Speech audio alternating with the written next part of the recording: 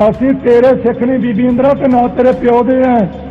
ਅਸੀਂ ਸਿੱਖ ਹਾਂ ਮੀਰੀ ਪੀਰ ਦੇ ਮਾਲਕ ਗੁਰੂ ਹਰਗੋਬਿੰਦ ਸਾਹਿਬ ਜੀ ਦੇ।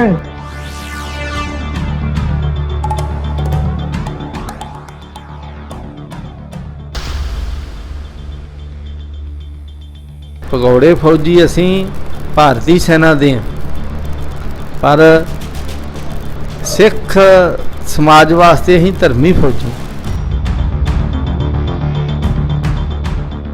ਅਖਬਾਰਾਂ ਨੇ ਵੀ ਸਾਡੇ ਨਾਂ ਤੇ ਉੱਥੇ ਪੈਸਾ ਇਕੱਠਾ ਕੀਤਾ, ਪਰ ਉਹ ਰਾਹ ਵਿੱਚ ਹੀ ਖਾ ਖੂ ਗਏ। ਉਹਨਾਂ ਨੇ ਸਾਨੂੰ ਸਾਡੇ ਕਿਸੇ ਸ਼ਹੀਦ ਪਰਿਵਾਰ ਨੂੰ ਪੈਸਾ ਨਹੀਂ ਭੇਜਿਆ। ਕਿਹੜੇ ਅਖਬਾਰਾਂ ਨੇ ਨਾਂ ਲੈਣਾ ਚਾਹੋਗੇ? ਹਾਂਜੀ, ਜਿਸ ਤਰ੍ਹਾਂ ਸਪੋਕਸਮੈਨ ਆ, ਇਹਨੇ ਬਹੁਤ ਪੈਸਾ ਇਕੱਠਾ ਕੀਤਾ, ਪਰ ਅੱਜ ਸਾਡੀ ਖਬਰ ਲਾਉਣ ਨੂੰ ਵੀ ਤਿਆਰ ਨਹੀਂ। ਦੋ ਪੀਪੇ ਰੱਖ ਦਿੱਤੇ ਗਏ, 2 ਘੜੇ ਰੱਖ ਦਿੱਤੇ ਗਏ। ਜੇ ਕਿਸੇ ਨੂੰ ਪਿਸ਼ਾਬ ਜਾਂ ਲੈਟਰਿੰਗ ਰਾਤ ਨੂੰ ਆਉਣੀ ਤਾਂ ਉਹਨਾਂ ਪੀਪਿਆਂ ਵਿੱਚ ਜਾਣਾ, ਤੇ ਉਸ ਸਮੇਂ ਫਿਰ ਅਸੀਂ 9 ਮਹੀਨੇ ਉਹ ਜਿਹੜਾ ਕਸ਼ਟ ਝਾਕਿਆ।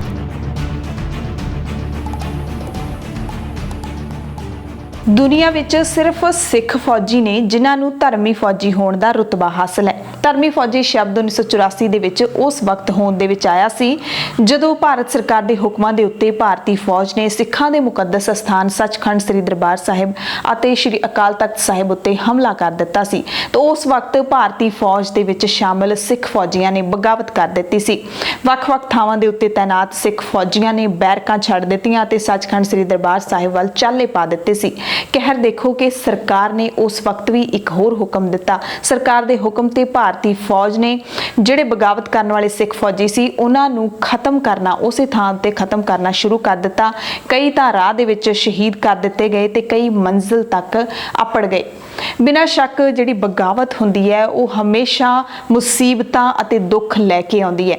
ਧਰਮੀ ਫੌਜੀ ਅੱਜ 36 ਸਾਲ ਬਾਅਦ ਕਿਹੜੇ ਹਾਲਾਤਾਂ ਦੇ ਵਿੱਚ ਨੇ, ਕਿਵੇਂ ਰਹਿ ਰਹੇ ਨੇ, ਕੀ ਕੌਮ ਨੇ ਉਹਨਾਂ ਦਾ ਮੁੱਲ ਪਾਇਆ, ਕੀ ਉਹਨਾਂ ਨੂੰ ਸਨਮਾਨ ਮਿਲਿਆ, ਇਹ ਸਾਰੀ ਜਾਣਕਾਰੀ ਹਾਸਲ ਕਰਨ ਦੇ ਲਈ ਅਸੀਂ ਧਰਮੀ ਫੌਜੀਆਂ ਦੇ ਨਾਲ ਹੀ ਗੱਲਬਾਤ ਕੀਤੀ ਸੀ 2019 ਦੇ ਵਿੱਚ, ਯਾਨੀ ਕਿ 1 ਸਾਲ ਪਹਿਲਾਂ, ਜਦੋਂ 35 ਸਾਲ ਹੋਏ ਸੀਗੇ ਸੱਚਖੰਡ ਸ੍ਰੀ ਦਰਬਾਰ ਸਾਹਿਬ ਤੇ ਹੋਏ ਹਮਲੇ ਨੂੰ। ਇਸ ਵਾਰ ਵੀ ਅਸੀਂ ਗੱਲ ਕੀਤੀ ਫੋਨ ਤੇ, ਤਾਂ ਧਰਮੀ ਫੌਜੀਆਂ ਦੇ ਉਹੀ ਹਾਲਾਤ ਨੇ। 1 ਸਾਲ ਦੇ ਵਿੱਚ ਕੁਝ ਨਹੀਂ ਬਦਲਿਆ ਤੇ ਅਸੀਂ ਉਹੀ ਇੰਟਰਵਿਊ ਹੈਗਾ ਜਿਹੜਾ ਸਾਰਾ ਤੁਹਾਨੂੰ ਦਿਖਾ ਰਹੇ ਹਾਂ ਕਿ ਇਹ ਜਿਹੜੇ ਧਰਮੀ ਫੌਜੀ ਨੇ ਉਹਨਾਂ ਦੀ ਗਿਣਤੀ ਕੀ ਹੈ, ਉਹਨਾਂ ਦੇ ਕੀ ਹਾਲਾਤ ਨੇ, ਜਦੋਂ ਉਹਨਾਂ ਨੇ ਬੈਰਕਾਂ ਛੱਡੀਆਂ, ਬਗਾਵਤ ਕੀਤੀ, ਉਸ ਤੋਂ ਬਾਅਦ ਉਹਨਾਂ ਦੇ ਨਾਲ ਕੀ ਹੋਇਆ, ਕੀ ਸਾਰੇ ਹਾਲਾਤ ਬਣੇ। ਤੇ ਅੱਜ ਜਦੋਂ ਉਹ ਪ੍ਰੋਟੈਸਟ ਕਰਦੇ ਨੇ ਧਰਮੀ ਫੌਜੀ, ਆਪਾਂ ਕਈ ਵਾਰੀ ਸੁਣਿਆ ਕਿ ਤੇਜਾ ਸਿੰਘ ਸਮੁੰਦਰੀ ਹਾਲ ਅੰਮ੍ਰਿਤਸਰ ਦੇ ਬਾਹਰ ਉਹ ਕਈ ਵਾਰੀ ਧਰਨਾ ਲਾਉਂਦੇ ਦੇਖੇ ਗਏ ਨੇ। ਕੀ ਉਹਨਾਂ ਦੀਆਂ ਪਰੇਸ਼ਾਨੀਆਂ ਨੇ, ਕੀ ਸਮੱਸਿਆਵਾਂ ਨੇ, ਕੌਣ ਉਹਨਾਂ ਦੀ ਹੈਲਪ ਕਰਦਾ ਹੈ, ਕੌਣ ਨਹੀਂ ਕਰਦਾ, ਇਹ ਸਾਰੀ ਜਾਣਕਾਰੀ ਆਪਾਂ ਸੁਣਦੇ ਹਾਂ ਇਸ ਖਾਸ ਇੰਟਰਵਿਊ ਦੇ ਵਿੱਚ। ਸਾਡੇ ਨਾਲ ਅੱਜ ਜਿਹੜਾ ਹੈ ਆਲ ਇੰਡੀਆ ਸਿੱਖ ਧਰਮੀ ਫੌਜੀ ਲੋਕ ਸੰਗਰਾਮ ਸਮਿਤੀ ਦੇ ਪ੍ਰਧਾਨ ਸਾਡੇ ਨਾਲ ਬਲਜੀਤ ਸਿੰਘ ਬੁੱਟਰ ਨੇ, ਨਾਲ ਹੀ ਨਾਲ ਸਾਡੇ ਨਾਲ ਹਰਬੰਸ ਸਿੰਘ ਫਿਰੋਜ਼ਪੁਰ ਦੇ ਪਿੰਡ ਸਰਹਾਣੀ ਤੋਂ, ਇਹ ਵੀ ਧਰਮੀ ਫੌਜੀ ਨੇ। ਇੱਕ ਸਾਡੇ ਨਾਲ ਧਰਮੀ ਫੌਜੀ ਦਲਬੀਰ ਸਿੰਘ ਨੇ। ਤੇ ਅੱਜ ਅਸੀਂ ਗੱਲਬਾਤ ਕਰਾਂਗੇ ਉਸ ਸਾਰੇ ਵਾਕਿਆ ਦੇ ਬਾਰੇ ਤੇ ਨਾਲੇ ਅੱਜ ਧਰਮੀ ਫੌਜੀਆਂ ਦੇ ਕੀ ਹਾਲਾਤ ਨੇ ਉਹ ਵੀ ਅਸੀਂ ਜਾਣਨ ਦੀ ਕੋਸ਼ਿਸ਼ ਕਰਾਂਗੇ। ਸੋ ਭਾਈ ਸਾਹਿਬ, ਬਹੁਤ-ਬਹੁਤ ਸਵਾਗਤ ਹੈ ਦਾ ਖਾਲਸ ਟੀਵੀ ਤੇ ਤੁਹਾਡਾ ਸਭ ਦਾ। ਸਭ ਤੋਂ ਪਹਿਲਾਂ ਇਹ ਦੱਸੋ ਕਿ ਧਰਮੀ ਫੌਜੀਆਂ ਦੀ ਪੂਰੇ ਭਾਰਤ ਦੇ ਵਿੱਚ ਗਿਣਤੀ ਕਿੰਨੀ ਹੈ? ਵਾਹਿਗੁਰੂ ਜੀ ਕਾ ਖਾਲਸਾ, ਵਾਹਿਗੁਰੂ ਜੀ ਕੀ ਫਤਿਹ। ਧਰਮੀ ਫੌਜੀਆਂ ਦੀ ਗਿਣਤੀ ਕੋਈ 6700 ਧਰਮੀ ਫੌਜੀ ਹਨ, ਜਿਨ੍ਹਾਂ ਦੇ ਵਿੱਚੋਂ 3200 ਧਰਮੀ ਫੌਜੀਆਂ ਦਾ ਬਾਇਓਡਾਟਾ ਸਾਡੇ ਕੋਲ ਆ ਗਿਆ ਹੈ। ਬਾਕੀ ਧਰਮੀ ਫੌਜੀਆਂ ਦਾ ਬਾਇਓਡਾਟਾ ਜਿਹੜਾ ਸਾਡੇ ਕੋਲ ਆਰਮੀ ਹੈੱਡਕੁਆਟਰ ਨੇ ਸਾਨੂੰ ਦਿੱਤਾ ਨਹੀਂ, ਉਹਨਾਂ ਨੇ ਨਾ ਕਰ ਦਿੱਤੀ। ਕਾਰਨ ਕੀ ਦੱਸਿਆ ਨਾ ਦਾ? ਉਹਨਾਂ ਨੇ ਕਿਹਾ ਵੀ ਤੁਸੀਂ ਇਹਨਾਂ ਨੂੰ ਕੀ ਕਹਿਣਾ, ਤੁਹਾਡੇ ਕੋਲ ਤੁਸੀਂ ਆਪਣੇ ਜਿਹੜੇ ਆ ਉਹ ਲੈ ਜਾਓ। ਉਹਨਾਂ ਸਾਨੂੰ ਆਪਣੇ ਦੇ ਦਿੱਤੇ, ਪਰ ਇਹ ਤੋਂ ਜਿਹੜੇ ਕੁਝ 1984 ਦੇ ਵਿੱਚ ਜਦੋਂ ਅਸੀਂ ਜੇਲ੍ਹਾਂ ਦੇ ਵਿੱਚ ਸੀ, ਉਸ ਸਮੇਂ ਸਾਡੇ ਘਰਾਂ ਦੇ ਵਿੱਚ ਜਿਹੜਾ NSGPC ਨੇ 1000 ਰੁਪਈਆ ਦਿੱਤਾ ਸੀ।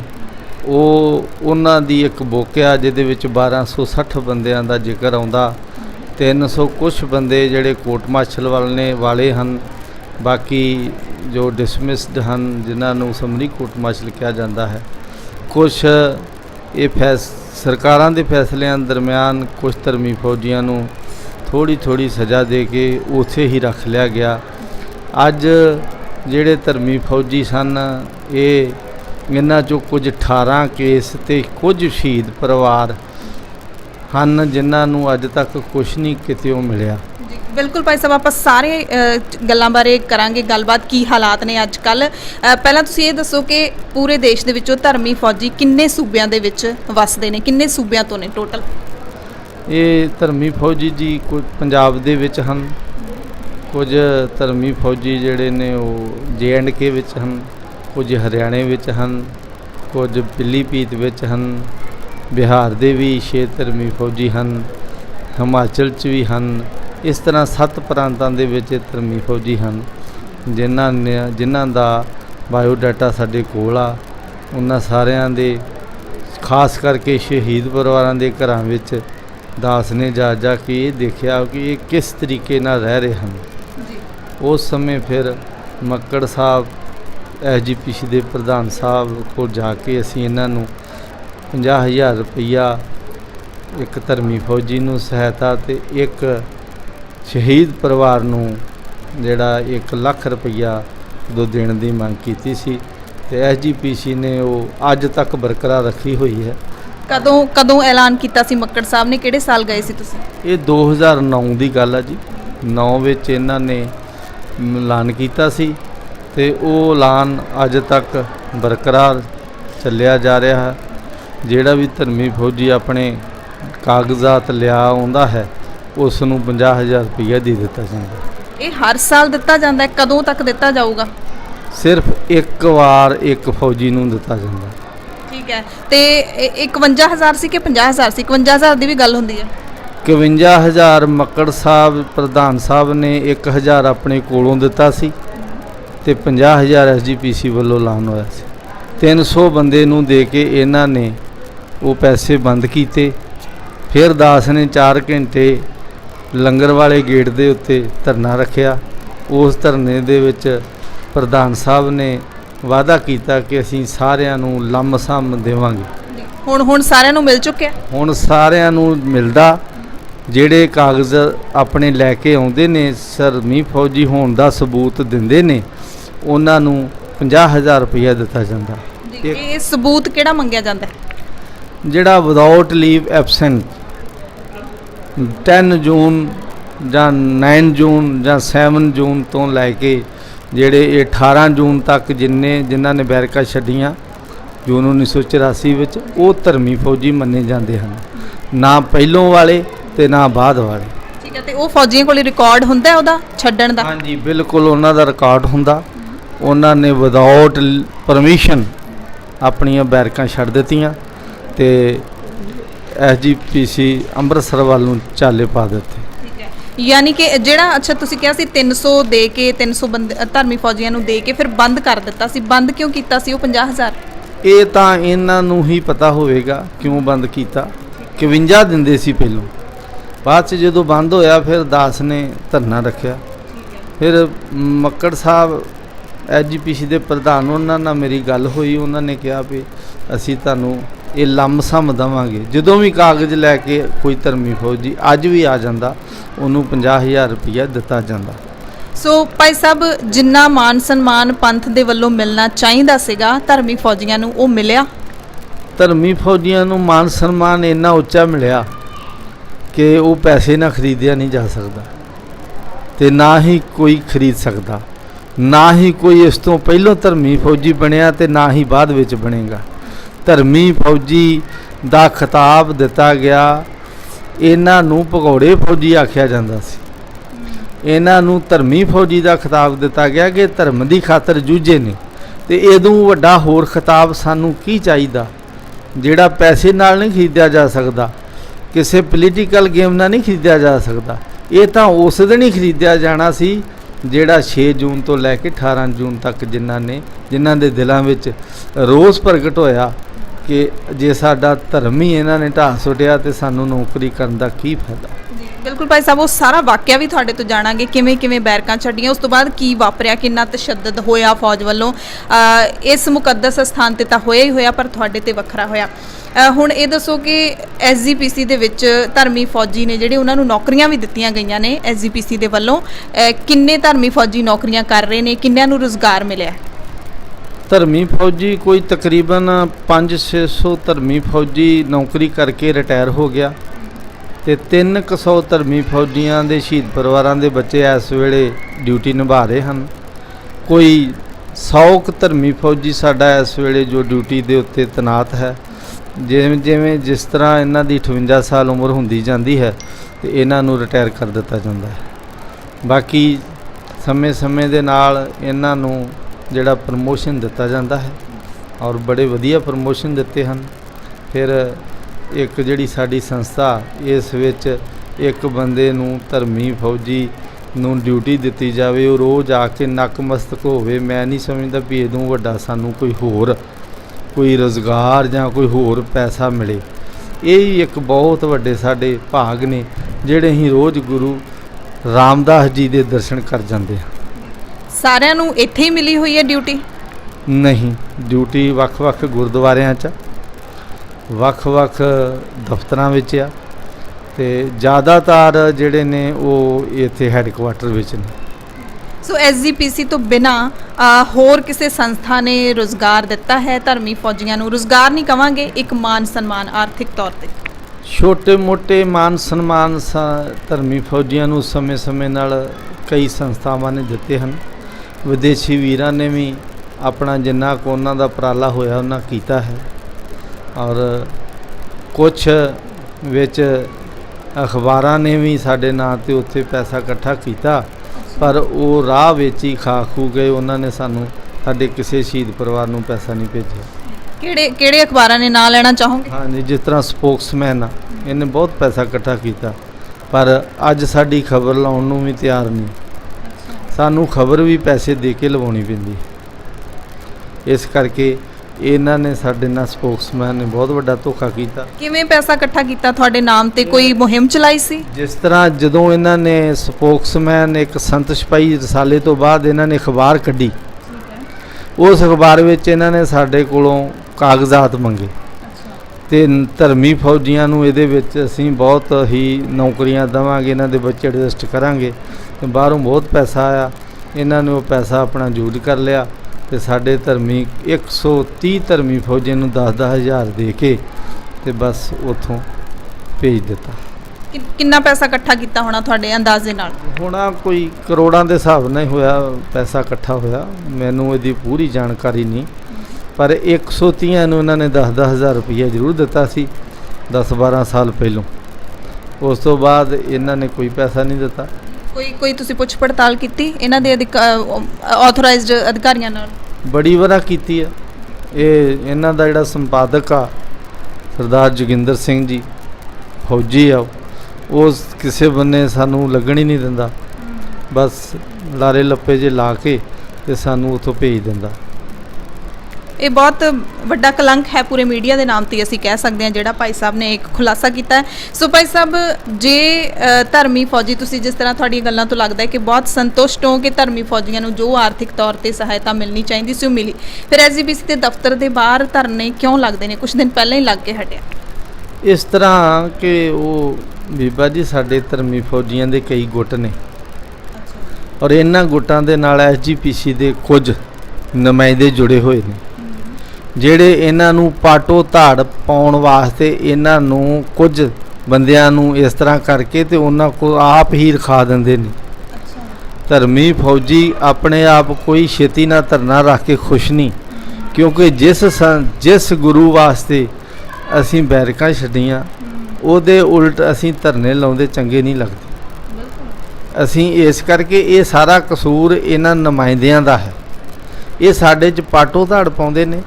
ਕੁਝ ਇੱਕ ਦੋ ਗਰੁੱਪ ਇਹਨਾਂ ਨੇ ਜਿਹੜੇ ਥੋੜ੍ਹੇ ਜਿਹੇ ਬੰਦੇ ਇਹਨਾਂ ਖਰੀਦੇ ਆ, ਉਹਨਾਂ ਬੰਦਿਆਂ ਨੂੰ ਬਿਠਾ ਦਿੰਦੇ ਨੇ ਤੇ ਉਹ ਬੰਦੇ ਫਿਰ ਇਹਨਾਂ ਦੇ ਆਖੇ ਲਾ ਕੇ ਬਹਿ ਜਾਂਦੇ ਨੇ। ਬਸ ਬਾਕੀ ਸਾਡਾ ਜਦੋਂ ਵੀ ਧਰਨਾ ਹੋਇਆ, ਸਾਡਾ ਧਰਨਾ ਸ਼ਹੀਦ ਪਰਿਵਾਰਾਂ ਸ਼ਹੀਦ ਪਰਿਵਾਰਾਂ ਦੇ ਬੱਚਿਆਂ ਦੀ ਨੌਕਰੀ ਜਾਂ ਮਰਜੀ ਉੜੇ ਧਰਮੀ ਫੌਜੀਆਂ ਦੇ ਪਰਿਵਾਰ ਬੱਚਿਆਂ ਦੀ ਨੌਕਰੀ ਵਾਸਤੇ ਹੀ ਧਰਨਾ ਹੋਇਆ। ਅਸੀਂ ਪੈਸੇ ਦੀ ਕਦੀ ਮੰਗ ਨਹੀਂ ਕਰਦੇ, ਨਾ ਸਾਨੂੰ ਪੈਸੇ ਦੀ ਲੋੜ ਆ। ਸਾਨੂੰ ਬਹੁਤ ਵੱਡਾ ਮਾਨ ਸਨਮਾਨ ਸਿੱਖ ਧਰਮੀ ਫੌਜੀ ਕਿਹਾ ਜਾਂਦਾ, ਜਿਸ ਮਾਨ ਸਨਮਾਨ ਨਾਲ ਅਸੀਂ ਸੰਤੁਸ਼ਟ ਹਾਂ। ਸੋ ਇਹ ਸਿਆਸਤ ਦਾ ਸ਼ਿਕਾਰ ਹੋ ਰਹੇ ਨੇ ਧਰਮੀ ਫੌਜੀ, ਜਿਹੜੀ ਕਿ ਬੜੀ ਦੁਖਦਾਈ ਗੱਲ ਹੈ। ਕਿੰਨੇ ਧੜੇ ਬਣੇ ਹੋਏ ਨੇ ਧਰਮੀ ਫੌਜੀਆਂ ਦੇ? ਇਹਦੇ ਵਿੱਚ ਜੀ ਸਾਡੇ 3 ਧੜੇ ਨੇ ਤੇ 3 ਧੜੇ ਨੇ। ਇਹਨਾਂ ਤਿੰਨਾਂ ਦੇ ਵਿੱਚੋਂ ਇੱਕ ਧੜਾ ਜਿਹੜਾ SGPC ਇਹਨਾਂ ਨੂੰ ਆਪਣੀ ਬੁੱਕਲ ਵਿੱਚ ਲੈ ਲੈਂਦੀ ਹੈ ਤੇ ਇਹਨਾਂ ਕੋ ਹੀ ਸਾਰੇ ਕੰਮ ਕਰਾ ਲੈਂਦੀ ਹੈ। ਕਿਹੜੇ ਧੜੇ ਨੂੰ ਬੁੱਕਲ 'ਚ ਲਿਆ ਹੋਇਆ? ਇਹ ਹੁਣ ਤੁਹਾਨੂੰ ਪਤਾ ਹੀ, ਜਿਨ੍ਹਾਂ ਨੇ ਧਰਨਾ ਰੱਖਿਆ ਹੋਊ। ਤੁਸੀਂ ਮੇਰੇ ਮੂੰਹੋਂ ਨਾ ਕਢਵਾਓ, ਇਹ ਤੁਸੀਂ ਆਪ ਵੇਖੋ ਵੀ ਇੱਕ ਬੰਦਾ ਧਰਮੀ ਫੌਜੀ ਆ, ਉਹਦੇ 2 ਬੱਚੇ ਨੌਕਰੀ ਕਰ ਰਹੇ SGPC 'ਚ, ਉਹ ਹੁਣ ਵੀ ਆਖੇ ਵੀ ਮੈਨੂੰ ਹੋਰ ਵੀ ਕੁਝ ਚਾਹੀਦਾ। ਇੱਕ ਧਰਮੀ ਫੌਜੀ ਆ, ਉਹਦਾ ਕੋਈ ਵੀ ਨਹੀਂ ਕਰ ਰਿਹਾ। ਇੱਕ ਧਰਮੀ ਫੌਜੀ ਆ, ਉਹਦੇ 11-12 ਰਿਸ਼ਤੇਦਾਰ ਕਰ ਰਹੇ, ਕਿਉਂਕਿ ਉਹਨਾਂ ਦਾ ਮਿਲਾਪ ਸੀਨੀਅਰ ਅਧਿਕਾਰੀਆਂ ਨਾਲ ਹੈਗਾ। ਇਸ ਕਰਕੇ ਇੱਥੇ ਵੀ ਇੱਕ ਜਿਹੜਾ ਨਾ ਦੁਖਦਾਈ ਘਟਨਾ, ਜਿਹੜੇ ਸਾਡੇ ਧਰਮੀ ਫੌਜੀ ਛੇਤੀ ਨਾਲ ਮਤਲਬ ਇਹਨਾਂ ਦੇ ਮਗਰ ਲੱਗ ਜਾਂਦੇ ਨੇ ਤੇ ਇਹ ਪਾਟੋ ਧਾੜ ਪਾ ਕੇ ਸਾਡਾ ਤਮਾਸ਼ਾ ਦੇਖਦੇ ਜੀ। ਬਹੁਤ ਦੁਖਦਾਈ ਪੱਖ ਕਹਿ ਸਕਦੇ ਆ ਇਸ ਪੂਰੇ ਸਿਨੈਰੀਓ ਦਾ। ਸੋ ਭਾਈ ਸਾਹਿਬ, ਕਿੰਨੇ ਇਹੋ ਜਿਹੇ ਧਰਮੀ ਫੌਜੀ ਨੇ, ਕਿਉਂਕਿ ਤੁਹਾਡੇ ਕੰਟੈਕਟ ਦੇ ਵਿੱਚ ਸਾਰੇ ਹੋਣਗੇ, ਤੁਸੀਂ ਇਸ ਸਮਿਤੀ ਦੇ ਪ੍ਰਧਾਨ ਹੈਗੇ ਹੋ, ਕਿੰਨੇ ਇਹੋ ਜਿਹੇ ਧਰਮੀ ਫੌਜੀ ਨੇ ਜਿਨ੍ਹਾਂ ਦੀ ਹਾਲਤ ਤਰਸਯੋਗ ਹੈ ਤੇ ਕਿੰਨੇ ਨੇ ਜਿਹੜੇ ਉਹ ਆਰਥਿਕ ਪੱਖੋਂ ਖੁਸ਼ਹਾਲ ਨੇ? ਵੇਖੋ ਜੀ, ਗੱਲ ਇਸ ਤਰ੍ਹਾਂ ਵੀ ਧਰਮੀ ਫੌਜੀ 18 ਕੇਸ ਇਹੋ ਜਿਹੇ ਨੇ ਜਿਨ੍ਹਾਂ ਨੂੰ ਅੱਜ ਤੱਕ ਕਿਤਿਓਂ ਕੋਈ ਨੌਕਰੀ ਜਾਂ ਕੋਈ ਪੈਨਸ਼ਨ ਉਹਨਾਂ ਨੂੰ ਮਿਲੀ ਨਹੀਂ, ਜਾਂ ਉਹਨਾਂ ਨੇ ਨੌਕਰੀ ਕੀਤੀ ਨਹੀਂ ਡਰਦੇ ਹੋਏ। ਉਹ 18 ਕੇਸ ਨੇ। ਉਸ ਤੋਂ ਬਾਅਦ ਕੁਝ ਸ਼ਹੀਦ ਪਰਿਵਾਰ ਪਤਨੀਆਂ ਨੇ, ਉਹਨਾਂ ਦੀਆਂ ਮਾਤਾਵਾਂ ਨੇ, ਬਜ਼ੁਰਗ ਜਿਨ੍ਹਾਂ ਦੀ ਅੱਜ ਉਮਰ 80 ਸਾਲ ਤੋਂ ਉੱਪਰ ਆ, ਉਹ ਹੈਗੇ ਨੇ ਕੋਈ 35 ਕੇਸ। ਇੰਨੇ ਕੀ ਕੇਸ ਨੇ 18 ਤੇ 35। ਬਾਕੀ ਕੁਝ ਕੇਸ ਐਸੇ ਨੇ ਕੋਈ 25-30 ਜਿਨ੍ਹਾਂ ਦੇ ਕੋਈ ਮਾਨਸਿਕ ਤੌਰ ਤੇ ਸ਼ਦਾਈ ਹੋ ਗਏ, ਜਾਂ ਉਹਨਾਂ ਦੇ ਸੱਟ ਲੱਗਣ ਕਾਰਨ ਧੜ ਖੜ ਗਏ, ਜਾਂ ਉਹਨਾਂ ਨੂੰ ਕੋਈ ਅਟੈਕ ਹੋ ਗਿਆ। ਇਹੋ ਜਿਹੇ ਕੁਝ ਧਰਮੀ ਫੌਜੀ ਸਾਡੇ ਹੈ ਨੇ ਜਿਹੜੇ ਬਿਮਾਰੀ ਨਾਲ ਜੂਝ ਰਹੇ ਨੇ, ਜਿਨ੍ਹਾਂ ਦਾ ਹੁਣ ਮਾਨ ਸਨਮਾਨ ਕਰਨਾ ਸਾਡਾ ਫਰਜ਼ ਹੈ। ਉਹਨਾਂ ਦੇ ਲਈ ਪੰਥ ਨੂੰ ਤੁਸੀਂ ਕੋਈ ਅਪੀਲ ਕਰਨਾ ਚਾਹੁੰਦੇ ਹੋ? ਮੈਂ ਤਾਂ ਪੰਥ ਨੂੰ ਇਹੋ ਹੀ ਅਪੀਲ ਕਰਾਂਗਾ ਵੀ ਜੇ ਤੁਸੀਂ ਉਹਨਾਂ ਦੇ ਐਡਰੈਸ ਲੈ ਕੇ ਉਹਨਾਂ ਦੇ ਘਰਾਂ ਵਿੱਚ ਪੈਸੇ ਉਹਨਾਂ ਨੂੰ ਪਹੁੰਚਾਓ ਜਿੰਨੇ ਕੁ ਲੋੜ ਆ, ਤੇ ਸਭ ਤੋਂ ਵਧੀਆ ਗੱਲ ਆ। ਕੋਈ ਮੇਰੇ ਵਰਗਾ ਵਿਚੋਲਾ ਨਾ ਵਿੱਚ ਪਾਇਓ ਜਿਹੜਾ ਪਹਿਲੋਂ ਆਪ ਖਾ ਜਾਵੇ ਤੇ ਫਿਰ 10% ਇਹਨਾਂ ਨੂੰ ਵੰਡ ਦੇਵੇ। ਇਹੋ ਜਿਹੇ ਵਿਚੋਲੇ ਪਾਉਣ ਨਾਲ ਸਾਡੇ ਧਰਮੀ ਫੌਜੀਆਂ ਦੀ ਬਹੁਤ ਬੇਇੱਜ਼ਤੀ ਹੁੰਦੀ ਹੈ। ਇਸ ਕਰਕੇ ਮੈਂ ਤੇ ਸਾਰੇ ਸਿੱਖ ਜਮਾਤ, ਸਿੱਖ ਸਮਾਜ, NRI ਵੀਰਾਂ ਨੂੰ ਇਹ ਬੇਨਤੀ ਕਰਾਂਗਾ ਵੀ ਜੇ ਤੁਸੀਂ ਇਹਨਾਂ ਦਾ ਕੋਈ ਮਾਨ ਸਨਮਾਨ ਕਰਨਾ ਤੇ ਇਹਨਾਂ ਦੇ ਘਰਾਂ ਦੇ ਵਿੱਚ ਆ ਕੇ ਵੇਖੋ ਤੇ ਇਹਨਾਂ ਦਾ ਸਾਡੇ ਕੋਲ ਬਾਇਓਡਾਟਾ ਲੈ ਜਾਓ। ਇਹਨਾਂ ਨੂੰ ਵੇਖੋ ਵੀ ਕਿਹੜਾ ਬਿਮਾਰ ਆ, ਕਿਹੜਾ ਨਹੀਂ, ਜਾਂ ਭਈ ਕਿਹੜਾ ਬਜ਼ੁਰਗ ਆ, ਉਹਦਾ ਕੋਈ ਅੱਗੇ ਪਿੱਛੇ ਹੈ ਕੁਛ ਕਿ ਨਹੀਂ ਹੈ। ਕਈ ਭਾਈ ਸਾਹਿਬ, ਬਾਇਓਡਾਟਾ ਦੀ ਤੁਸੀਂ ਗੱਲ ਕੀਤੀ ਹੈ, ਕਿੱਥੋਂ ਮਿਲੂਗਾ? ਤੁਹਾਡੇ ਨਾਲ ਕਿਵੇਂ ਸੰਪਰਕ ਕਰਨਗੇ? ਆਨਲਾਈਨ ਕੁਛ ਹੈ? ਹਾਂਜੀ, ਆਨਲਾਈਨ ਸਾਡੀ ਵੇਖੋ ਜੀ, ਆਲ ਇੰਡੀਆ ਸਿੱਖ ਧਰਮੀ ਫੌਜੀ ਲੋਕ ਸੰਗਰਾਮ ਸਮਿਤੀ ਦੀ ਇਹਦੀ WhatsApp ਵੀ ਹੈ, ਇਹਦਾ YouTube ਤੇ ਵੀ ਹੈ, ਇਹਦਾ ਫਿਰ Facebook ਤੇ ਵੀ ਪਾਇਆ ਹੋਇਆ। ਤੁਸੀਂ ਜਦੋਂ ਮਰਜ਼ੀ Facebook ਕੱਢੋ, ਤੁਹਾਡੇ ਕੋਲ ਆਏਗਾ। ਤੇ ਤੁਸੀਂ ਜੇ ਸਿੱਧੇ ਆ ਕੇ ਤੁਸੀਂ ਸਾਡੇ ਕੋਲ ਇਹਨਾਂ ਦੇ ਐਡਰੈਸ ਲੈ ਲਓ, ਨੰਬਰ ਲੈ ਲਓ, ਤੇ ਇਹਨਾਂ ਨੂੰ ਇਹਨਾਂ ਦੇ ਘਰਾਂ 'ਚ ਜਾ ਕੇ ਪਹਿਲੋਂ ਵੇਖ ਕੇ ਤੇ ਫਿਰ ਇਹਨਾਂ ਨੂੰ ਉਸ ਹਿਸਾਬ ਨਾਲ ਪੈਸੇ ਦਿਓ ਜਿੰਨੇ ਕੁ ਚਾਹੀਦੇ। ਅਸੀਂ ਇਹ ਵੀ ਨਹੀਂ ਆਂਦੇ ਵੀ ਤੁਸੀਂ ਇੱਕ ਨੂੰ 10 ਲੱਖ ਦਿਓ, ਦੂਜੇ ਨੂੰ ਦਿਓ ਕੱਖ ਨਾ, ਉਸ ਹਿਸਾਬ ਨਾਲ ਦਿਓ। ਜਾਂ ਕੋਈ ਬੱਚਾ ਪੜ੍ਹਨ ਯੋਗ ਆ, ਨਹੀਂ ਉਹਦੀ ਫੀਸ ਧਰ ਸਕਦੀ, ਉਹ ਪੜ੍ਹਾਈ 'ਚ ਲਾਇਕ ਆ, ਤੇ ਉਹ ਵੀ ਉਹਦੀ ਮਦਦ ਕਰਨੀ ਸਾਡਾ ਫਰਜ਼ ਹੈ। ਭਾਈ ਸਾਹਿਬ, SGPC ਨੇ ਤਾਂ ਨੌਕਰੀਆਂ ਦਿੱਤੀਆਂ ਨੇ, ਦਿੱਲੀ ਕਮੇਟੀ ਨੇ ਕੋਈ ਇਹੋ ਜਿਹਾ ਉਪਰਾਲਾ ਕੀਤਾ ਆ ਤੁਹਾਡੇ ਲਈ?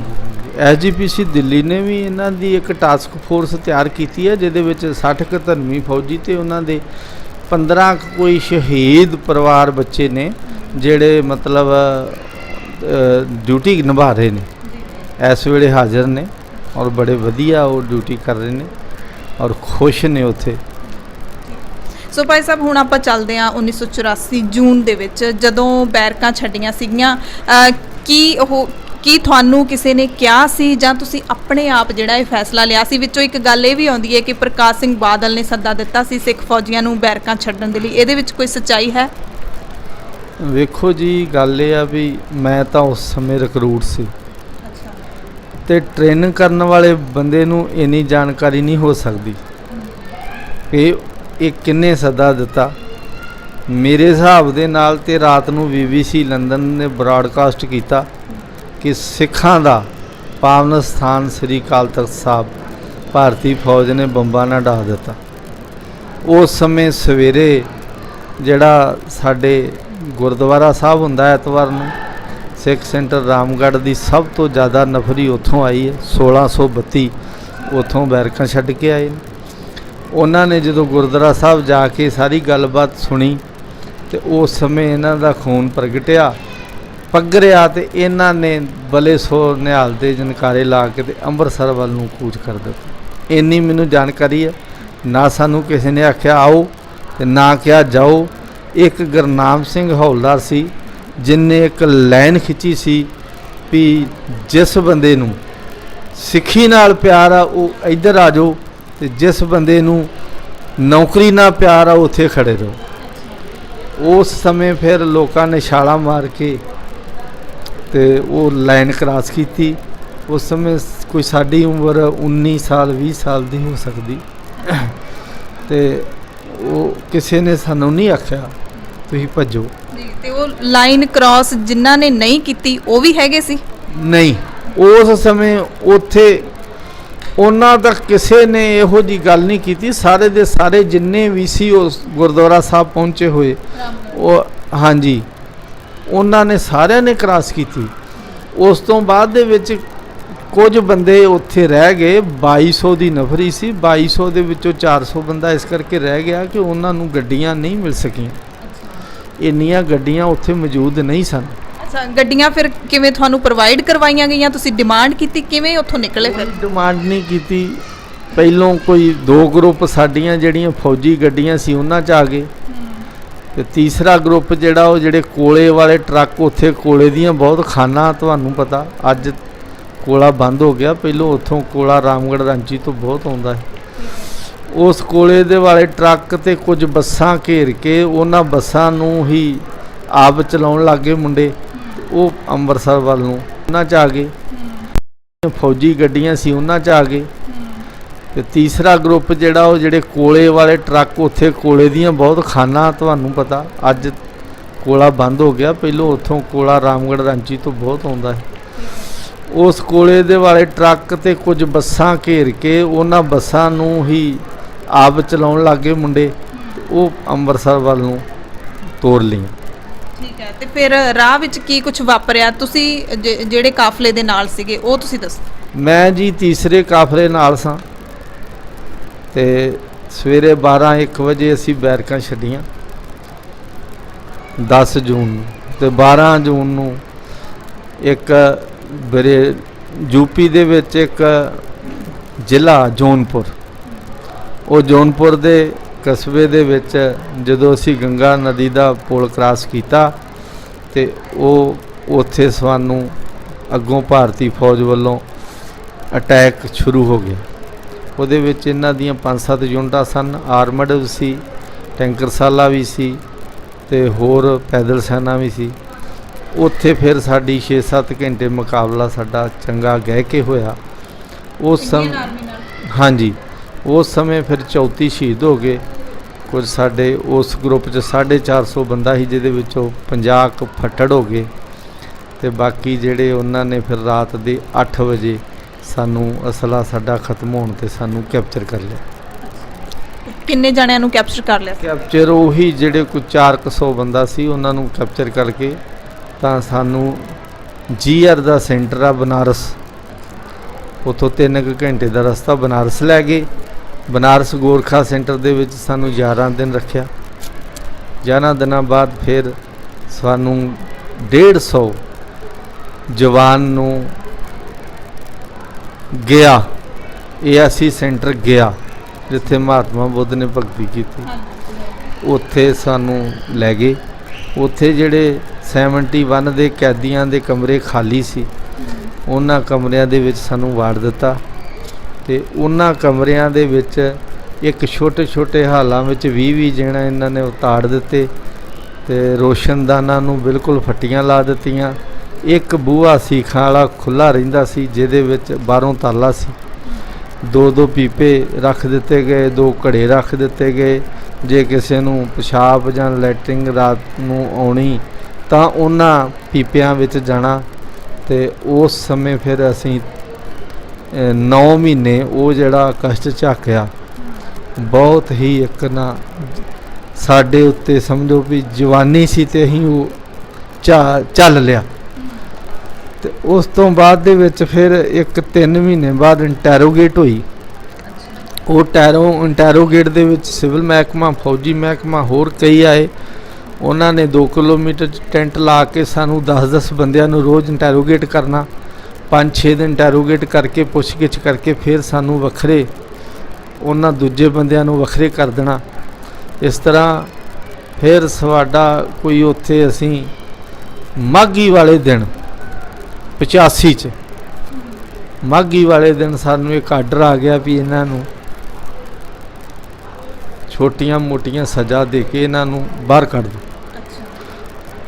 ਉਸ ਸਮੇਂ ਫਿਰ ਸਾਨੂੰ 42 ਦਿਨ ਸਜ਼ਾ, 14 ਦਿਨ ਪੇ ਫੈਨ ਕਾਗਜ਼ਾਂ 'ਚ ਕਰਕੇ 8 ਮਹੀਨੇ ਜਿਹੜਾ ਉਹਨਾਂ ਨੇ ਅੰਡਰ ਅਰੈਸਟ ਰੱਖਿਆ, ਉਹ ਕਰਕੇ ਸਾਨੂੰ ਬਹਾਲ ਕਰ ਦਿੱਤਾ।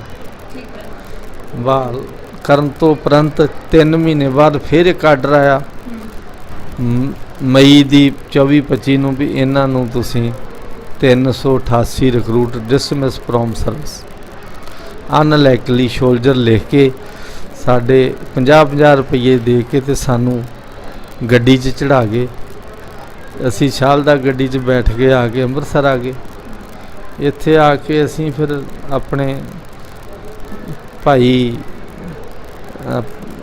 ਆਪਣੇ ਇਹਦੇ ਪ੍ਰਧਾਨ ਜਿਹੜੇ ਉਸ ਸਮੇਂ ਸਰਦਾਰ ਹਰਚੰਦ ਸਿੰਘ ਜੀ ਲੌਂਗੋਵਾਲ ਸਨ, ਇਹਨਾਂ ਨੇ ਸਾਡੇ ਨਾਲ ਵਾਅਦਾ ਕੀਤਾ ਵੀ ਤੁਹਾਡਾ ਮੈਂ ਜਾਣਾ ਵਾ ਹੁਣ ਗੱਲਬਾਤ ਸਰਕਾਰ ਨਾਲ ਕਰਨ, ਤੁਹਾਡੀ ਪਹਿਲ ਦੇ ਆਧਾਰ 'ਤੇ ਗੱਲ ਕਰੂੰਗਾ, ਤੁਸੀਂ ਜਾਓ ਆਪਣੇ ਘਰਾਂ 'ਚ ਤੇ ਘਰਾਂ 'ਚ ਮਾਂ ਪਿਓ ਨੂੰ ਮਿਲੋ।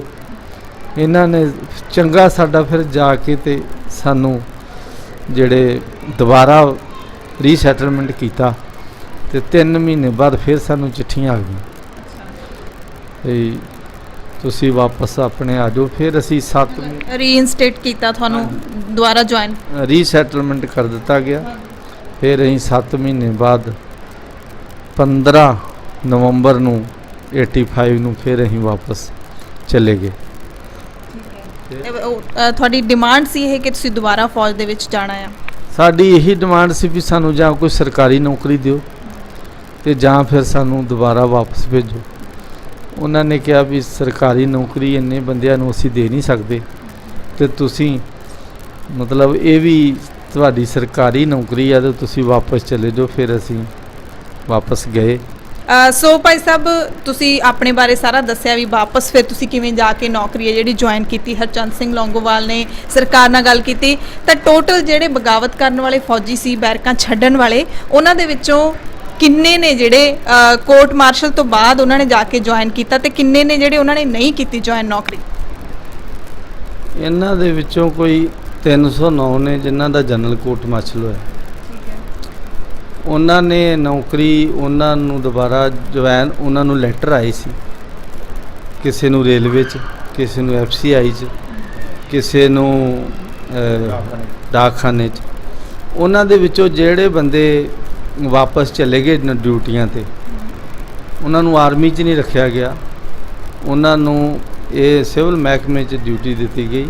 ਜਿਨ੍ਹਾਂ ਨੇ ਡਿਊਟੀ ਲੈ ਲਈ ਉਹਨਾਂ ਦੀ ਜਿਹੜੀ MG ਗ੍ਰਾਂਟ ਪੈਨਸ਼ਨ ਇਹਨਾਂ ਨੂੰ ਮਿਲਦੀ ਸੀ ਉਸ ਸਮੇਂ, ਜੋ ਵੀ 500,000, ਉਹ ਇਹਨਾਂ ਨੂੰ ਬੰਦ ਹੋ ਗਈ। ਜਿਹੜੇ ਨਹੀਂ ਸੀਗੇ ਗਏ ਵਾਪਸ, ਉਹਨਾਂ ਨੂੰ ਅੱਜ ਤੱਕ ਉਹ ਮਿਲਦੀ ਆ। 6,000 ਉਹਨਾਂ ਨੂੰ ਮਿਲਦੀ ਹੈ ਜਿਹੜੇ ਧਰਮੀ ਫੌਜੀ ਨੇ। ਜਿਹੜੇ ਸ਼ਹੀਦ ਪਰਿਵਾਰ ਨੇ ਉਹਨਾਂ ਨੂੰ 10,000 ਮਹੀਨੇ।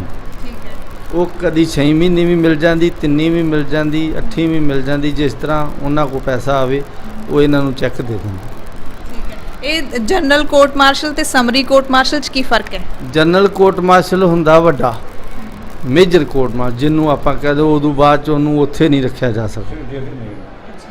ਤੇ ਸਮਰੀ ਕੋਰਟ ਮਾਰਸ਼ਲ ਜਿਹੜਾ ਹੁੰਦਾ ਇਹ ਹੁੰਦਾ ਛੋਟਾ। ਇਹਦੇ ਵਿੱਚ ਕੁਝ ਰਾਹਤ ਮਿਲਦੀ ਆ। ਇੱਕ ਹੁੰਦਾ ਡਿਸਚਾਰਜ ਨੂੰ ਵੀ ਵਾਪਸ ਲੈ ਸਕਦੇ ਆ। ਸਮਰੀ ਕੋਰਟ ਮਾਰਸ਼ਲ ਨੂੰ ਜਿਹੜਾ ਜਿਸ ਤਰ੍ਹਾਂ ਸਾਨੂੰ 388 ਰਿਕਰੂਟ ਜਿਹੜੇ ਸੀ ਉਹ DSC 'ਚ ਚਲੇ ਗਏ, ਡਿਫੈਂਸ ਸਿਕਿਉਰਿਟੀ ਕੋਰ, ਉਹ ਆਮ 에ਅਰ ਫੋਰਸ ਤੇ ਅੱਡਿਆਂ ਤੇ ਆਰਡੀਨੈਂਸ ਡਿਪੂਆਂ ਤੇ ਜਾਂ ਨੇਵੀ ਦੇ ਨਾਲ ਜਿੱਥੇ ਆਰਮੀ ਦਾ ਮਤਲਬ ਜਿਹਨੂੰ ਆਪਾਂ ਕਹਿੰਦੇ ਪ੍ਰੋਪਰਟੀ ਹੁੰਦੀ ਆ ਉਹਦੀ ਰਖਵਾਲੀ ਵਾਸਤੇ, ਜਾਂ ਮਨੀਸ਼ਨ ਫੈਕਟਰੀਆਂ ਜਾਂ ਵਹੀਕਲ ਫੈਕਟਰੀਆਂ ਆਰਮੀ ਦੀਆਂ ਜਿਹੜੀਆਂ ਆਰਡੀਨੈਂਸ ਫੈਕਟਰੀਆਂ ਉਹਨਾਂ ਨਾਲ ਇਹ ਡਿਊਟੀ ਕਰਦੇ।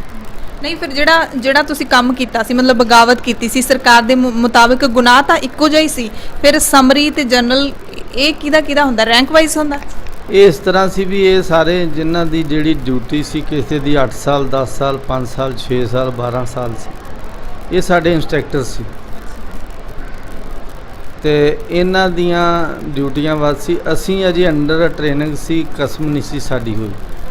ਕਸਮ ਪਰੇਡ ਤੋਂ ਥੱਲੇ ਇਹਨਾਂ ਨੂੰ ਇੱਕ ਜਿਸ ਤਰ੍ਹਾਂ ਕਹਿ ਦਿਓ ਵੀ 18 ਸਾਲ ਤੋਂ ਥੱਲੇ ਬੱਚਾ ਮੰਨਿਆ ਜਾਂਦਾ। ਕਸਮ ਪਰੇਡ ਜਿੰਨਾ ਚਿਰ ਨਹੀਂ ਹੁੰਦੀ ਇਹਨਾਂ ਨੂੰ ਇੱਕ ਮਤਲਬ ਉਹ ਰਾਹਤ ਮਿਲ ਗਈ ਵੀ ਇਹਨਾਂ ਨੂੰ ਕਸਮ ਪਰੇਡ ਇਹਨਾਂ ਨਹੀਂ ਕੀਤੀ, ਇਸ ਕਰਕੇ ਇਹਨਾਂ ਦੇ ਉੱਤੇ ਕੋਈ ਇਹੋ ਜਿਹਾ ਲਾ ਨਹੀਂ ਲੱਗਦਾ, ਇਹਨਾਂ ਨੂੰ ਥੋੜ੍ਹੀ ਸਜ਼ਾ ਦਿੱਤੀ ਸੀ। ਆਹ ਗੱਲ ਹੋਈ ਸੀ। ਤੇ ਇਹ ਜਿਹੜੇ ਇੰਸਟ੍ਰਕਟਰ ਸੀ ਸਾਡੇ, ਇਹਨਾਂ ਨੂੰ ਜ਼ਿਆਦੀਆਂ ਸਜ਼ਾਵਾਂ ਮਿਲੀਆਂ। ਇਹਨਾਂ ਦੇ ਕੁਝ 309 ਬੰਦੇ ਜਿਹੜੇ ਆ ਉਹਨਾਂ ਨੂੰ ਸਜ਼ਾਵਾਂ ਜ਼ਰੂਰ ਮਿਲੀਆਂ, ਪਰ ਬਾਅਦ ਦੇ ਵਿੱਚ ਸੈਂਟਰ ਸਰਕਾਰ ਤੇ ਪੰਜਾਬ ਸਰਕਾਰ ਨੇ ਮਿਲ ਕੇ ਇਹਨਾਂ ਨੂੰ ਜੇਲ੍ਹਾਂ ਦੇ ਵਿੱਚ ਹੀ ਇਹਨਾਂ ਨੂੰ ਪੈਨਸ਼ਨਾਂ ਲਾ ਦਿੱਤੀਆਂ। ਜਦੋਂ ਇਹ ਬਾਹਰ ਨਿਕਲੇ ਉਸ ਤੋਂ ਬਾਅਦ ਦੇ ਵਿੱਚ ਸਜ਼ਾ ਜਿਸ ਤਰ੍ਹਾਂ 7 ਸਾਲ ਸੀ ਉਹ 3 ਸਾਲ ਕਰ ਦਿੱਤੀ ਗਈ, 5 ਸਾਲ ਕਰ ਦਿੱਤੀ ਗਈ, ਇਹਨਾਂ ਨੂੰ ਬਾਹਰ ਕੱਢਤਾ। ਫਿਰ ਇਹਨਾਂ ਨੂੰ ਇੱਕ ਚਿੱਠੀਆਂ ਆਈਆਂ ਵੀ ਤੁਸੀਂ ਰੇਲਵੇ 'ਚ ਚਲੇ ਜਾਓ, ਤੁਸੀਂ ਪੋਸਟ ਆਫਿਸ ਚਲੇ ਜਾਓ, ਤੁਸੀਂ FCI 'ਚ ਚਲੇ ਜਾਓ। ਚਲੇ ਵੀ ਗਏ, ਜਿਹੜੇ ਚਲੇ ਗਏ ਉਹਨਾਂ ਦੀ MG ਗ੍ਰਾਂਟ ਖਤਮ ਹੋ ਗਈ ਤੇ ਜਿਹੜੇ ਨਹੀਂ ਗਏ ਉਹਨਾਂ ਨੂੰ ਅੱਜ ਤੱਕ ਮਿਲਦੀ। ਹੁਣ ਉਹ MG ਗ੍ਰਾਂਟ ਜਿਹੜੀ ਹੈ 6000 ਇੱਕ ਧਰਮੀ ਫੌਜੀ ਨੂੰ ਮਿਲਦੀ ਆ ਤੇ 10000 ਸ਼ਹੀਦ ਪਰਿਵਾਰ ਨੂੰ ਮਿਲਦੀ। ਇਹ ਕੇਂਦਰ ਸਰਕਾਰ ਵੱਲੋਂ? ਹਾਂਜੀ, ਇਹ ਹੈ ਸਭ ਕੁਝ ਕੇਂਦਰ ਸਰਕਾਰ ਵੱਲੋਂ। ਸੈਨਿਕ ਭਲਾਈ ਡਾਇਰੈਕਟਰ 21 ਨੰਬਰ ਸੈਕਟਰ ਚੰਡੀਗੜ੍ਹ ਵੱਲੋਂ ਮਿਲਦੀ। ਜਿਹੜੇ ਇਹਨਾਂ 'ਚੋਂ ਜਿਵੇਂ ਤੁਸੀਂ ਦੱਸਿਆ ਜੀ ਸਮਰੀ ਕੋਰਟ ਮਾਰਸ਼ਲ ਹੋਏ ਅਤੇ ਦੂਜਾ ਪੋਸਟਮਾਰਟਮ ਵੱਡੇ ਵਾਲੇ ਜੀ, ਉਹਨਾਂ 'ਚ ਜਿਵੇਂ ਸਾਡੀਆਂ ਡਿਊਟੀਆਂ ਸੀ ਜੀ ਆਪਣੇ ਕੋਤਾਂ ਦੇ ਜੀ, ਅਮਨਸ਼ੀ ਡਿਪੂ 'ਤੇ ਕੁਆਟਰ ਗਾਰਡ, ਡਰਾਈਵਰ, ਉਹਨਾਂ ਨੂੰ ਵੀ ਇਹ ਸਜ਼ਾ ਜ਼ਿਆਦਾ ਮਿਲੀ ਸਾਨੂੰ। ਜਦੋਂ ਤੁਸੀਂ ਵਾਪਸ ਜਾ ਕੇ ਫਿਰ ਉਹੀ ਆਰਮੀ ਜੁਆਇਨ ਕੀਤੀ ਤਾਂ ਉੱਥੇ ਤੁਹਾਡੇ ਨਾਲ ਕਿਸੇ ਤਰ੍ਹਾਂ ਦਾ ਵਿਤਕਰਾ ਹੁੰਦਾ ਸੀ? ਬਹੁਤ ਜ਼ਿਆਦਾ ਵਿਤਕਰੇ ਹੋਏ। ਸਾਨੂੰ ਉਸ ਸਮੇਂ ਅੱਤਵਾਦੀ, ਵੱਖਵਾਦੀ ਦੀ ਨਿਗਾਹ ਨਾਲ ਜਾਣਿਆ ਜਾਂਦਾ ਸੀ, ਪਰ ਅਸੀਂ ਬੜੇ ਹੀ ਹੌਸਲੇ ਨਾਲ ਆਪਣੀਆਂ 17 ਸਾਲ 18 ਸਾਲ ਕਰਕੇ ਤੇ ਟਾਈਮ ਪਾਸ ਕਰਕੇ ਤੇ ਆਪਣੀ ਪੈਨਸ਼ਨ ਲੈ ਕੇ ਆ ਗਏ। ਤੇ ਫਿਰ ਤੁਹਾਨੂੰ ਲੱਗਦਾ ਨਹੀਂ ਸੀਗਾ ਉਸ ਤੋਂ ਬਾਅਦ ਜਦੋਂ ਤੁਹਾਡੇ ਨਾਲ ਵਿਤਕਰਾ ਕੀਤਾ ਜਾਂਦਾ ਸੀ, ਤੁਹਾਨੂੰ ਤਾਨੇ ਮਿਹਣੇ ਮਾਰੇ ਜਾਂਦੇ ਸੀ, ਤੁਹਾਨੂੰ ਕਦੇ ਲੱਗਿਆ ਨਹੀਂ ਵੀ ਹੁਣ ਦੁਬਾਰਾ ਛੱਡ ਕੇ ਜਾਈਏ ਇਸ ਆਰਮੀ ਨੂੰ? ਨਹੀਂ, ਛੱਡ ਕੇ ਆਉਣ ਵਾਲੀ ਗੱਲ ਤੇ ਫਿਰ ਬੁੱਝਦਿਲੀ ਸੀ। ਉਹ ਤੇ ਇੱਕ ਅਸੀਂ ਉਦੋਂ ਤਾਂ ਛੱਡਿਆ ਸੀ ਵੀ ਸਾਡਾ ਸਿੱਖ ਧਰਮ ਨੂੰ ਦੇ ਉੱਤੇ ਆਂਚ ਆਈ ਸੀ, ਰੋਸ ਪ੍ਰਗਟ। ਅਸੀਂ ਕੋਈ ਇਤਨੇ ਬੁੱਝਦਿਲ ਬੰਦੇ ਥੋੜੀ ਸੀ ਵੀ ਅਸੀਂ ਦੁਬਾਰਾ ਭੱਜ ਜਾਈਏ। ਅਸੀਂ ਤੇ ਫਿਰ ਉਹਦਾ ਟਾਕਰਾ ਕਰਦੇ ਸੀ, ਕਈਆਂ ਨੂੰ ਸੌਦਾ ਵੀ ਲਾ ਦਿੰਦੇ ਸੀ, ਸਜ਼ਾ ਫਿਰ ਹੁੰਦੀ ਸੀ, ਹੋ ਜਾਂਦੀ ਸੀ। 28 ਦਿਨ ਹੋ ਗਈ, 14 ਦਿਨ ਹੋ ਗਈ, ਪਿੱਠੂ ਪਾਠੂ ਤੇ ਅਸੀਂ ਟਹਿਲਦੇ ਹੀ ਰਹਿੰਦੇ ਸੀ। ਇਹ ਤੇ ਸਾਡਾ ਗਹਿਣਾ ਸੀ, ਇਹ ਤੇ ਅਸੀਂ ਭਰ ਕੇ ਮੰਜੀ ਦੇ ਥੱਲੇ ਹੀ ਰੱਖ ਛੱਡਦੇ ਸੀ, ਪਤਾ ਨਹੀਂ ਕਿਹੜੇ ਵੇਲੇ ਲੱਗ ਜਾਣਾ। ਐਡੀ ਕੋਈ ਗੱਲ ਨਹੀਂ। ਤੇ ਭੱਜਣ ਨੱਸਣ 'ਚ ਅਸੀਂ ਬੜੇ ਨਿਪੁੰਨ ਸੀ, ਕਿਉਂ 2 ਸੈਂਟਰਾਂ 'ਚ ਟ੍ਰੇਨਿੰਗਾਂ ਕੀਤੀਆਂ। ਸਾਡੇ ਸਰੀਰ ਬੜੇ ਕਠਨ ਸੀ, ਸਖਤ ਸੀ। ਅਸੀਂ ਕਦੀ ਵੀ ਦੂਜੇ ਤੀਜੇ ਨੰਬਰ ਤੋਂ ਪਿੱਛੇ ਨਹੀਂ ਸੀ ਆਉਂਦੇ ਦੌੜ 'ਚ ਜਾਂ ਕਿਸੇ ਕੰਮ 'ਚ। ਸਿੱਖ ਸੈਂਟਰ ਵਾਲੇ ਜਿੱਥੇ 20-25 ਜਿਸ ਤਰ੍ਹਾਂ ਮੁੰਡੇ ਜਾਂਦੇ ਸੀ, ਸਾਰੇ ਹੀ ਸਪੋਰਟਸਮੈਨ ਸੀ, ਤਗੜੇ ਮੁੰਡੇ ਸੀ, ਰੈਲੀ ਭਰਤੀਆਂ ਦੇ ਮੁੰਡੇ ਸੀ। ਰੈਲੀ ਭਰਤੀ ਹੁੰਦੀ ਮੇਲਾ ਭਰਤੀ, ਮੇਲੇ ਭਰਤੀ ਵਿੱਚ ਬਹੁਤ ਹੀ ਵਧੀਆ ਮੁੰਡੇ ਜਿਹੜੇ ਆ ਬੱਚੇ ਉਹ ਚੁਣ ਕੇ ਖੜੇ ਜਾਂਦੇ ਆ, ਨਾ ਕਿ ਪੈਸਾ ਦੇ ਕੇ ਜਾਂ ਰਿਸ਼ਵਤ ਦੇ ਕੇ ਨਹੀਂ ਖੜੇ। ਸਾਡੀਆਂ ਉਹ ਭਰਤੀਆਂ ਸੀ। ਸਾਡੇ ਨਾਲ ਭਾਈ ਹਰਬੰਸ ਸਿੰਘ ਵੀ ਨੇ ਫਿਰੋਜ਼ਪੁਰ ਦੇ ਪਿੰਡ ਸਰਹਾਲੀ ਤੋਂ, ਉਹਨਾਂ ਤੋਂ ਵੀ ਜਾਣਦੇ ਆ ਕਿ ਤੁਸੀਂ ਕਿਹੜੀ ਰੈਜੀਮੈਂਟ ਦੇ ਵਿੱਚ ਸੀ, ਤੁਹਾਡਾ ਇਹਨਾਂ ਨਾਲੋਂ ਵੱਖਰਾ ਸੀਗਾ? ਸਾਡਾ ਜੀ ਇਹਨਾਂ ਨਾਲੋਂ ਵੱਖਰਾ ਸੀਗਾ। ਅਸੀਂ ਲਾਲਗੜ੍ਹ ਜੱਟਾਂ ਤੋਂ ਭੋਰੇ ਹੋ ਜੀ 6 ਜੂਨ ਨੂੰ ਜੀ, ਤਕਰੀਬਨ ਟਾਈਮ ਹੋਊਗਾ ਜੀ ਇਹ 9:00 ਕੁਛ ਮਿੰਟ ਦਾ ਜੀ। ਮੈਂ ਡਰਾਈਵਰ ਸੀ ਜੀ, ਉੱਥੇ ਸੀਓ ਸਾਹਿਬ ਦਾ ਡਰਾਈਵਰ ਸੀਗਾ। ਮੈਂ ਸੀਓ ਸਾਹਿਬ ਰਹਿੰਦੇ ਸੀ ਸਾਡੇ ਇੱਥੇ ਗੰਗਾ ਨਗਰ ਜੀ। ਮੈਂ ਉਹਨਾਂ ਨੂੰ ਛੱਡ ਕੇ ਆਇਆ ਸੀ ਤਕਰੀਬਨ 8 ਵਜੇ ਉੱਥੇ ਜੀ। ਸਾਨੂੰ ਇਹ ਨਹੀਂ ਸੀ ਪਤਾ ਵੀ ਅਸੀਂ ਭਗੌੜੇ ਹੋ ਜਾਣਾ। ਸਾਡੇ ਮੁੰਡੇ ਹਾਰਮੋਨੀਅਮ ਸਿੱਖਣ ਜਾਂਦੇ ਸੀ, ਸਾਥੋਂ ਸਾਰੀਆਂ ਖਬਰਾਂ ਸਾਰੀਆਂ ਸਾਡੇ ਬੰਦ ਕਰ ਦਿਆ ਸੀ, ਨਾ ਰੇਡੀਓ ਨਾ ਅਖਬਾਰ ਸਾਡੇ ਕੋਲ ਜਾਂਦੇ ਸੀ ਜੀ। ਸਾਡੀ ਇਕੱਲੀ ਰੈਜੀਮੈਂਟ 9 ਸੀ ਉੱਥੇ ਜੀ। ਉਹਨਾਂ ਦੇ ਵਿੱਚੋਂ ਜੀ ਅਸੀਂ ਛੱਡ ਕੇ ਆਏ, ਮੇਰੀ ਉੱਥੇ ਡਿਊਟੀ ਸੀ, ਮੁੜ ਕੇ ਲੱਗੀ ਐਮਟੀ ਦੇ ਵਿੱਚ। ਕਿਉਂਕਿ ਸਾਡੇ ਸਾਰੇ ਡਰਾਈਵਰ ਸੁੱਤੇ ਸੀ ਵਿੱਚ ਗੱਡੀਆਂ ਵਿੱਚ ਹੀ ਐਸਲਾ ਸੀਗਾ। ਜਦੋਂ ਉਹਨਾਂ ਨੇ ਆ ਕੇ ਦੱਸਿਆ, ਮੁੰਡੇ ਜੇ ਹਾਰਮੋਨੀਅਮ ਸਿੱਖਣ ਜਾਂਦੇ ਸੀ, ਵੀ ਹਰਿਮੰਦਰ ਸਾਹਿਬ ਦੇ ਉੱਤੇ ਟੈਕ ਹੋ ਗਿਆ ਜੀ।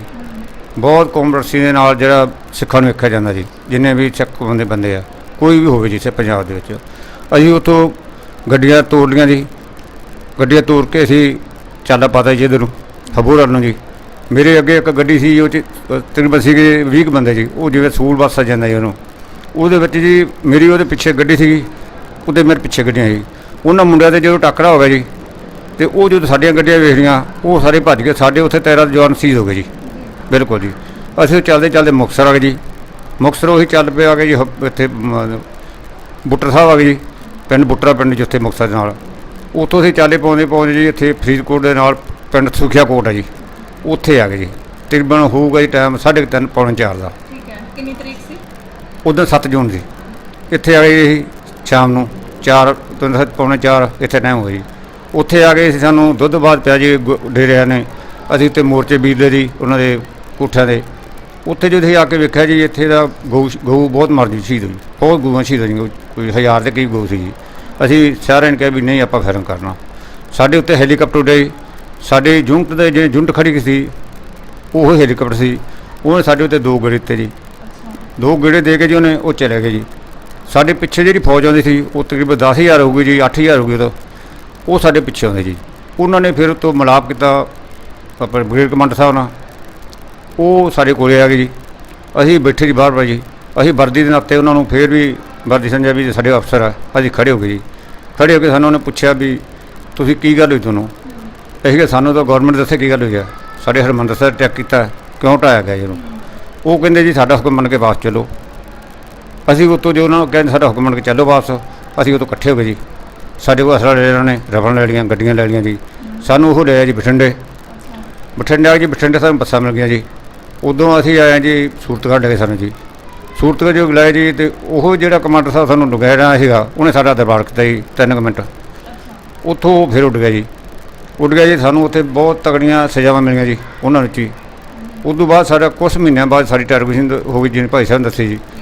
ਕਿੰਨੇ ਜਾਣੇ ਸੀ ਭਾਈ ਸਾਹਿਬ ਤੁਸੀਂ? ਅਸੀਂ ਤਕਰੀਬਨ 900 ਦੇ ਕਰੀਬ ਸੀ ਜੀ। ਹਾਂਜੀ।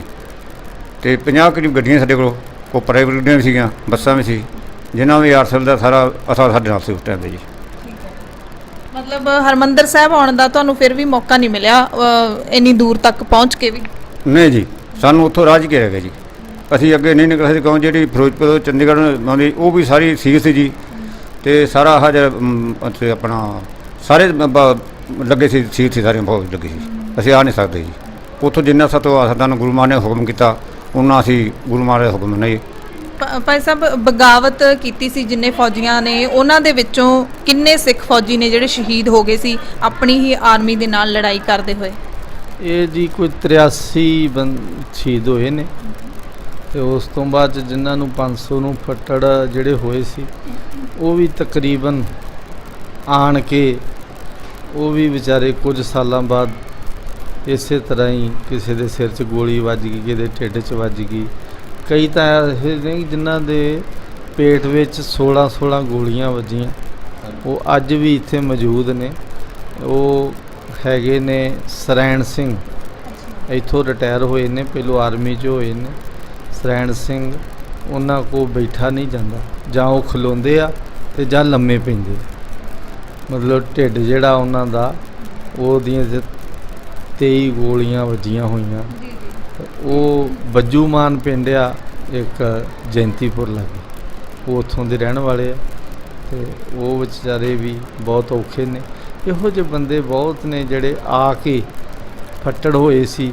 ਕਿਸੇ ਨੂੰ ਕੈਂਸਰ ਹੋ ਗਈ ਗੋਲੀਆਂ ਦੇ ਕਾਰਨ, ਕਿਸੇ ਨੂੰ ਦਿਮਾਗ 'ਚ ਵੱਜੀ ਉਹ ਪਾਗਲ ਹੋ ਗਿਆ। ਇਹੋ ਜਿਹੇ ਕਈ ਸਿੰਘ ਵੀ ਸਾਡੇ ਇਸ ਤਰ੍ਹਾਂ ਮਤਲਬ ਮੌਤ ਨੂੰ ਜੂਝਦੇ ਰਹੇ ਵਿਚਾਰੇ, ਉਹ ਵੀ ਹੈਗੇ।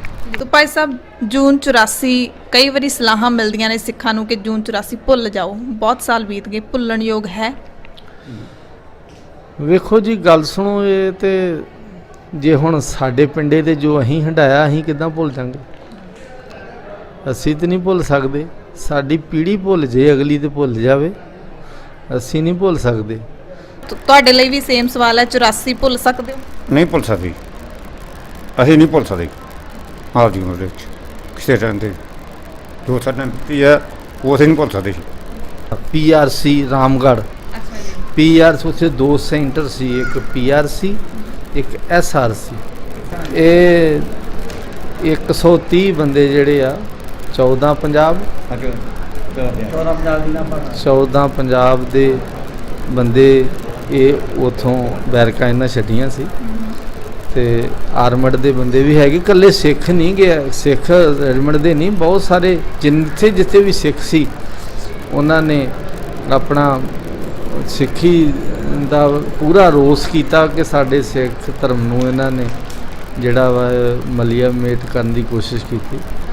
ਉਹ ਸਾਰੇ ਹੀ ਉਹਨਾਂ ਵਿੱਚੋਂ ਇਹ ਵੀ 113 ਬੰਦੇ ਆਏ ਨੇ ਔਰ ਇਹਨਾਂ ਦਾ ਵੀ ਮਾਨ ਸਨਮਾਨ ਪੂਰਾ, ਕਿਉਂਕਿ ਜਿਹੜੇ ਬੰਦਿਆਂ ਨੇ ਉਸ ਸਮੇਂ ਧਰਮ ਦੀ ਆਨ ਸ਼ਾਨ ਨੂੰ ਉੱਚਾ ਰੱਖਣ ਵਾਸਤੇ ਪੈਰ ਪੁੱਟਿਆ, ਉਹ ਚਾਹੇ ਕੋਈ ਸੂਬੇਦਾਰ ਸੀ, ਚਾਹੇ ਹੌਲਦਾਰ ਸੀ, ਚਾਹੇ ਰਿਕਰੂਟ ਸੀ, ਚਾਹੇ ਕੋਈ ਸਿਪਾਹੀ ਸੀ, ਉਹ ਧਰਮੀ ਫੌਜੀਆਂ ਦੇ ਵਿੱਚ ਹੀ ਆਉਂਦਾ ਹੈ, ਉਹਨੂੰ ਧਰਮੀ ਫੌਜੀ ਹੀ ਕਹਿੰਦੇ ਨੇ। ਸੋ ਭਾਈ ਸਾਹਿਬ ਆਖਰੀ ਸਵਾਲ ਹੈ, ਜੂਨ 84 ਦੇ ਵਿੱਚ ਤੁਸੀਂ ਬਗਾਵਤ ਕੀਤੀ ਇੱਕ ਰੋਸ ਪ੍ਰਗਟ ਕਰਨ ਦੇ ਲਈ, ਕਿਉਂਕਿ ਤੁਹਾਡੇ ਮੁਕੱਦਸ ਅਸਥਾਨ ਤੇ ਹਮਲਾ ਕੀਤਾ ਸੀ, ਤਹਿਸ ਨਹਿਸ ਕਰਨ ਦੀ ਕੋਸ਼ਿਸ਼ ਕੀਤੀ ਸੀ, ਹਜ਼ਾਰਾਂ ਦੀ ਗਿਣਤੀ ਵਿੱਚ ਕਤਲ ਹੋਏ ਸੀ। ਕਿੰਨਾ ਕੁ ਮਾਣ ਮਹਿਸੂਸ ਕਰਦੇ ਹੋ ਆਪਣੇ ਉਸ ਫੈਸਲੇ ਦੇ ਉੱਤੇ? ਵੇਖੋ ਜੀ, ਮੈਂ ਸ਼ਾਇਦ ਜੇ ਉਸ ਤਰ੍ਹਾਂ ਸੂਬੇਦਾਰ ਮੇਜਰ ਬਣ ਜਾਂਦਾ, ਕੈਪਟਨ ਬਣ ਕੇ ਆ ਜਾਂਦਾ, ਸ਼ਾਇਦ ਮੈਨੂੰ ਅੱਜ ਕੋਈ ਜਾਣਦਾ ਨਾ ਹੁੰਦਾ। ਅੱਜ ਤੁਸੀਂ ਮੇਰੇ ਕੋਲ ਆਏ ਜੇ ਤੇ ਇਹਦਾ ਮਤਲਬ ਇਹੀ ਆ ਵੀ ਮੇਰੀ ਕੁਰਬਾਨੀ ਨੂੰ ਮੁੱਖ ਰੱਖ ਕੇ ਆਏ ਜੀ। ਮੈਂ ਤੇ ਸਮਝਦਾ ਵੀ ਇਹ, ਮੈਂ ਤੁਹਾਨੂੰ ਪਹਿਲਾਂ ਵੀ ਬੇਨਤੀ ਕਰ ਚੁੱਕਾ ਵੀ ਇਹ ਇੱਕ ਪੈਸੇ ਨਾਲ ਖਰੀਦਿਆ ਨਹੀਂ ਜਾ ਸਕਦਾ। ਸਾਡੇ ਕੋਲ ਬਹੁਤ ਵੱਡਾ ਮਾਣ ਸਨਮਾਨ ਆ ਜਿਹੜਾ ਸਿੱਖ ਜਥੇਬੰਦੀਆਂ ਨੇ ਉਦੋਂ ਇਕੱਠਿਆਂ ਹੋ ਕੇ ਦਿੱਤਾ ਕਿ ਇਹਨਾਂ ਨੂੰ ਭਗੌੜਾ ਫੌਜੀ ਨਹੀਂ ਆਖਣਾ, ਇਹਨਾਂ ਨੂੰ ਧਰਮੀ ਫੌਜੀ ਆਖਣਾ। ਇਹ ਧਰਮ ਦੀ ਖਾਤਰ ਜੂਝੇ ਨੇ। ਭਗੌੜੇ ਫੌਜੀ ਅਸੀਂ ਭਾਰਤੀ ਸੈਨਾ ਦੇ ਹਾਂ, ਪਰ ਸਿੱਖ ਸਮਾਜ ਵਾਸਤੇ ਅਸੀਂ ਧਰਮੀ ਫੌਜੀ। ਇਸ ਕਰਕੇ ਇਹਦੋਂ ਵੱਡਾ ਸਾਡੇ ਕੋਲ ਕੋਈ ਮਾਨ ਸਨਮਾਨ ਹੋਰ ਕੋਈ ਮਿਲ ਨਹੀਂ ਸਕਦਾ। ਬਹੁਤ ਬਹੁਤ ਧੰਨਵਾਦ ਭਾਈ ਸਾਹਿਬ ਸਾਡੇ ਨਾਲ ਗੱਲਬਾਤ ਕਰਨ ਦੇ ਲਈ। ਸੋ ਧਰਮੀ ਫੌਜੀਆਂ ਦਾ ਬਹੁਤ ਉੱਚਾ ਰੁਤਬਾ, ਧਰਮੀ ਫੌਜੀ ਇਸ ਗੱਲ ਨੂੰ ਬਹੁਤ ਮਹਿਸੂਸ ਕਰਦੇ ਨੇ ਕਿ ਜਿੱਥੇ ਇਹਨਾਂ ਨੂੰ ਭਗੌੜੇ ਫੌਜੀ ਕਿਹਾ ਜਾਂਦਾ ਸੀ ਹੋਰਨਾਂ ਲੋਕਾਂ ਦੇ ਵੱਲੋਂ ਜਾਂ ਭਾਰਤੀ ਇੰਡੀਅਨ ਆਰਮੀ ਦੇ ਵੱਲੋਂ ਜਿਹਦੇ ਵਿੱਚ ਇਹ ਬਗਾਵਤ ਕਰਕੇ ਆਏ ਸੀ, ਉਸ ਦੀ ਥਾਂ ਤੇ ਇਹਨਾਂ ਨੂੰ ਵੱਡਾ ਸਨਮਾਨ ਮਿਲਿਆ ਸਿੱਖ ਕੌਮ ਦੇ ਵਿੱਚ ਧਰਮੀ ਫੌਜੀਆਂ ਦਾ। ਸੋ ਧਰਮੀ ਫੌਜੀਆਂ ਨੇ ਬਹੁਤ ਸਾਰੇ ਆਪਣੇ ਜਿਹੜੇ ਅਨੁਭਵ ਨੇ ਉਹ ਸਾਂਝੇ ਕੀਤੇ ਨੇ, ਪਰ ਇੱਕ ਜਿਹੜਾ ਬਹੁਤ ਹੀ ਦੁਖਦਾਈ ਪੱਖ ਹੈ ਕਿ ਮੀਡੀਆ ਦੇ ਕੁਝ ਅਦਾਰਿਆਂ ਦੇ ਵੱਲੋਂ ਇਹਨਾਂ ਦੇ ਨਾਮ ਤੇ ਪੈਸੇ ਖਾਣ ਦੀ ਵੀ ਕੋਸ਼ਿਸ਼ ਕੀਤੀ ਗਈ, ਜਿਹੜਾ ਕਿ ਬਹੁਤ ਹੀ ਸ਼ਰਮਨਾਕ ਹੈ। ਹਰਸ਼ਰਨ ਕੌਰ ਦਾ ਖਾਲਸ ਟੀਵੀ ਲਈ ਅੰਮ੍ਰਿਤਸਰ ਤੋਂ ਖਾਸ ਰਿਪੋਰਟ। ਧਰਮ ਰਾਹੀਂ ਸੱਚ ਦੇ ਪ੍ਰਚਾਰ ਤੇ ਪ੍ਰਸਾਰ ਨੂੰ ਸਮਰਪਿਤ ਸਬਸਕ੍ਰਾਈਬ ਕਰੋ ਸਾਡਾ ਨਵਾਂ ਚੈਨਲ ਦਾ ਖਾਲਸ ਟੀਵੀ ਧਰਮ।